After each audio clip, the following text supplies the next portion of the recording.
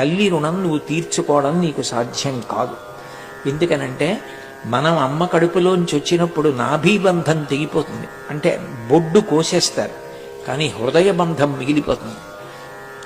చిట్ట చివరి ఊపిరి వరకు పిల్లల కోసం అమ్మ అంత వెంపర్లాడుతుంది. ఆ పిల్లలంటే అంత ప్రాణం. ఆ బిడ్డలు కడుపులో పెరుగుతున్నప్పుడు నిజానికి ఒంగోలేక, తనకిష్టమైంది తినలేక వాంతులవుతుంటే అంత కష్టానికి ఓర్చి ఎక్కడ కాలు జారి పడిపోతానోనని అంత నెమ్మదిగా అడుగులు వేస్తూ అంత జాగ్రత్తగా ఉండి, ఒకవేళ ఆ బిడ్డని కంటున్నప్పుడు విశేషంగా నెత్తురు పోయిన కారణం చేత తాను మరణించినా మరణించవచ్చు.